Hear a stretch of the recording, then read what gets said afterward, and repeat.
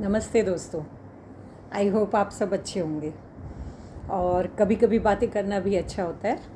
तो आप सबसे कुछ बातें करके फिर आगे इस चीज़ को बढ़ाऊंगी। हम सब कभी कभी सीढ़ी चढ़ते हैं या जल्दी जल्दी तेज दौड़ रहे होते हैं तो हमारी सांसें फूलने लग जाती हैं।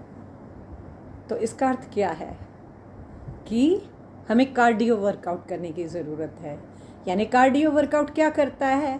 वो हमारे लंग्स को स्ट्रॉन्ग करता है, हमारे हार्ट को स्ट्रॉन्ग करता है। सो कार्डियो वर्कआउट कितने तरह के होते हैं? बहुत सारे तरह के होते हैं। बहुत सारे लोग वॉकिंग पर जाते हैं। So this is a cardio workout. Cycling करना, स्विमिंग करना, दौड़ना, जॉगिंग करना और एक तरह का जो हम एरोबिक्स वर्कआउट करते हैं और बॉलीवुड फिटनेस वर्कआउट करते हैं, जुम्बा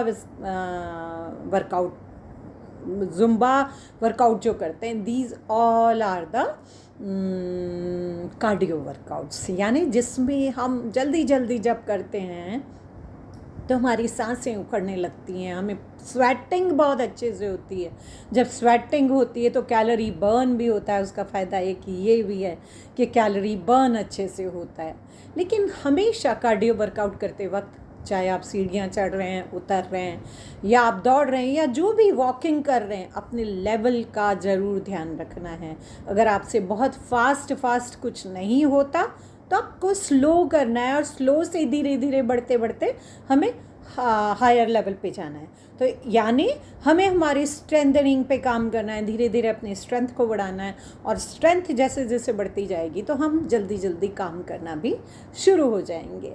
सो अब बात करते हैं आगे की कि मैंने जो है अपने शॉर्ट्स में एक कार्डियो लेसन्स करके सीरीज शुरू करी है। लेकिन मुझे लगा कि कहीं ना कहीं मैं उस शॉर्ट का लिंक आपको इस वीडियो में दे दूँगी, पर मुझे लगा कि कहीं ना कहीं आपसे बात करके और फिर मुझे इस सीरीज़ को शुरू करना था। तो इसीलिए आज आपसे बात कर रही हूँ, आपको समझा रही हूँ कि एक्चुअली उस कार्डियो वर्कआउट की इम्पॉर्टेंस क्या है। क्योंकि एक्सरसाइज प्रिंसिपल्स के हिसाब से हमें हर दिन एक जैसा वर्कआउट नहीं करना चाहिए। तो किसी एक दिन हमने कार्डियो वर्कआउट किया, दूसरे दिन हमने अपनी फ्लेक्सिबिलिटी पे काम किया, तीसरे दिन हम स्ट्रेंथनिंग पे काम कर सकते हैं। तो इस तरह से हमें हर दिन अपना वर्कआउट बदलना चाहिए और उस तरह से हमें आगे बढ़ना चाहिए। ये एक्सरसाइज प्रिंसिपल कहता है, जो कि रिसर्च से निकला है। बहुत सारी रिसर्च करने के बाद बॉडी के ऊपर तब ये प्रिंसिपल बनाया गया है।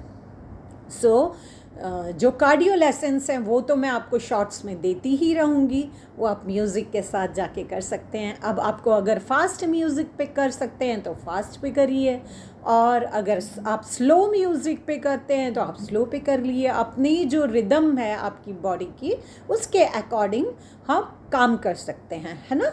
तो अब मैं यहाँ पर भी आपको कुछ स्टेप्स सिखा रही हूँ वेरी स्लो, ताकि आपको वो समझ में आए और फिर उसके बाद आप म्यूज़िक ऑन करो और सीख करके आप फास्ट वर्कआउट वो कर पाओ। तो आज के लिए मैं आपको 4 मूव देने वाली हूँ। उन 4 मूव्स को आप सीख लीजिए, समझ लीजिए। तो चलते हैं हम अपने मूव्स की ओर। सो मूव्स के लिए तो हमें स्टैंड होना होगा, खड़ा होना होगा, और इसमें हमारी जो मूवमेंट होती है वो आगे पीछे, इस तरह से एक मूव। आप म्यूजिक चल रहा है और आप अपनी बॉडी को आगे और पीछे कर रहे हैं। अब ये आगे और पीछे करते हुए आप मूवमेंट में नी अप्स को जोड़ सकते हैं। आगे पीछे करते हुए आप फ्रंट लेग को अपना कर सकते हैं। आगे पीछे आते हुए आप अपने साइड लेग को भी ले सकते हैं।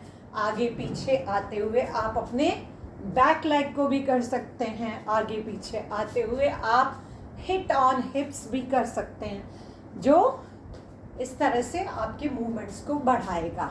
सो ये तो बहुत इजी है कि आगे जाना, पीछे जाना, आगे जाना, पीछे जाना, और आगे पीछे जाते हुए और अपने आप को लेग से भी जोड़ लेना। सो लेग्स हमने जोड़ लिए। अब इसके बाद हम अगर सीधे कहीं खड़े हुए हैं तो हम अपना एक पैर साइड में रखें, दूसरा पैर इधर पास में रखें, फिर इधर गए, ये हो गया सेकंड। ये सेकंड मूव है आपके लिए। तो ऐसे तो हम कई बार करते हैं, और ये मूव क्या कहलाता है? स्टेप टच कहलाता है। सो आप अपनी बॉडी को बस एक पैर से दूसरे पैर को छू रहे हैं, स्टेप टच कर रहे हैं, और ये हो गया हमारा दूसरा मूव। आपने स्टेप टच सीखा। सो 1, इसमें आप अपनी बॉडी को इस तरह से हिला भी सकते हैं। So this is step touch. Okay, अब हम जा रहे हैं वी की ओर। तो वी में हमने एक पैर आगे किया, दूसरा पैर आगे किया, फिर पीछे किया, फिर पीछे किया। This is V. 1 2 3 4 5 6 7 8 1 2 3 4। और तीसरा आप 1 2 3 4 लेफ्ट लेग से भी करिए, यानी इक्वल एक्सरसाइज प्रिंसिपल कि लेफ्ट को जितना हमने वर्कआउट किया है उतना ही हम राइट को भी करें। ये हो गया आपका तीसरा मूव। पहला था आपका आगे और पीछे आप अपनी बॉडी को कर सकते हैं। उसके बाद में दूसरा था कि आप स्टेप टच कर सकते हैं, एक स्टेप को दूसरे स्टेप से टच करना है, ये भी आपका स्टेप टच है। अब इसी स्टेप टच में एक और आप एडिशन क्या कर सकते हैं? आपने एक पैर दूर लिया, फिर पास में किया, फिर एक पैर और लिया, फिर पास में कर लिया, फिर दूसरी तरफ गए, फिर टच किया, फिर दूसरी तरफ गए, यानी आपने 2 बार स्टेप टच किया। That call double step touch. सो 1 2 3 4 1 2 3 4 1 2 3 4, यानी आज के आपके ये 4 स्टेप्स आगे पीछे। उसके बाद में आपने जो है स्टेप टच सीखा, जो प्लेन एक पैर से दूसरे पैर को, उसके बाद आपने वी बनाना सीखा, और उसके बाद आपने डबल स्टेप टच सीखा। तो इसी तरह स्लो मूवमेंट में बीच बीच में मैं आपको ये मूव्स एरोबिक्स के सिखाती रहूँगी। तो आप अपना म्यूज़िक ऑन करेंगे और इसकी प्रैक्टिस करने के बाद म्यूज़िक के साथ इसको करेंगे तो आपको मज़ा आएगा। सो कीजिएगा प्रैक्टिस। और आज के लिए इतना ही काफ़ी है, क्योंकि बहुत ज़्यादा बड़ी वीडियो होने पर भी कोई उसमें इंटरेस्ट नहीं लेता है। So just thank you so much.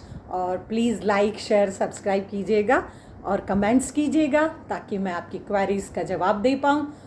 और जल्दी बस अभ्यास के साथ अपने आप को हेल्दी कीजिए, यही कामना करती हूँ। इसी के साथ इस वीडियो को ख़त्म करती हूँ। Thank you so much.